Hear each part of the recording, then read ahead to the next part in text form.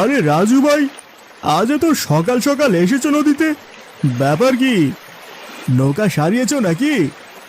না গো ভাই, আজ ভাবছি নদী পার হয়ে ওপারে গিয়ে নৌকাটা সারিয়ে আনবো, তাই তো তাড়াতাড়ি এলাম। ও তাই নাকি? তাহলে তো ভালোই হবে। তোমার এই নৌকাটা সারা হলে আমিও মাঝে মধ্যে তোমার নৌকাতেই পার হতে পারবো।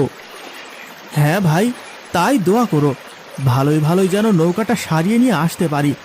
এখন আসি গো ভাই, সন্ধ্যার আগে আবার এপারে ফিরতে হবে। এই বলে রাজু তার ভাঙা নৌকা বেয়ে ওপারে চলে গেল। আরে, গিন্নির দুলটা তো এখানেই রেখেছিলাম, গেল কোথায়? হায় হায় রে, ওটা বেচে তো নৌকা সারাতে চাইলাম, শেষে কি তাহলে সেটাও হাতছাড়া হয়ে গেল? এসব ভেবে রাজু তন্ন তন্ন করে দুলটা খুঁজতে লাগলো, কিন্তু অনেক খুঁজেও যখন দুলটা পেল না, রাজু তখন কান্নায় ভেঙে পড়ল। হায় বিধাতা, এই কি ছিল আমার কপালে? বউটা কত দুঃখ করে দুলটা আমার হাতে তুলে দিয়েছিল, এবার কি আমি সেটাও হারালাম? হায় হায় রে, এবার কি করে বাড়ি ফিরবো এই মুখ নিয়ে? আসার সময় গিন্নি বলেছিল ঘরে নাকি চালও নেই। হায় হায় রে, এ আমার কি সর্বনাশ হলো! রাজু যখন তীরে এসে নৌকায় বসে কাঁদছিল, তখনই সেখান দিয়ে এক পরী উড়ে যাচ্ছিল। রাজুকে দেখে তার খুব মায়া হলো। আহারে, না জানি মাঝিটার কি হয়েছে, নইলে এমন অঝরে কাঁদছে কেন? না না, আমাকে জানতেই হবে কি ওর কষ্ট, যে করেই হোক ওকে আমি সাহায্য করবই।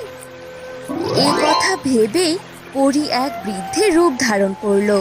এরপর রাজুর কাছে এসে বলল, এই যে বাবা, আমায় একটু সাহায্য করবে? বৃদ্ধের কথা শুনে রাজুর অনেক মায়া হলো, তাই রাজু বলল, কি হয়েছে বাবা? না, আসলে আমাকে একটু ওপারে যেতে হবে, কিন্তু আমার কাছে কোনো পয়সা নেই বাবা, আমাকে একটু ওপারে দিয়ে আসবে?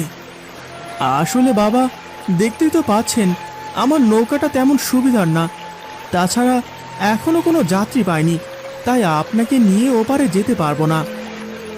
বেশ বাবা, তাহলে আর কি, আমি বরং ফিরে যাই, কিন্তু ওপাশে না গেলে আজ বোধহয় আমায় না খেয়ে দিন কাটাতে হবে। বৃদ্ধের কথা শুনে রাজুর অনেক মায়া হলো, তাই রাজু বলল, আচ্ছা বাবা।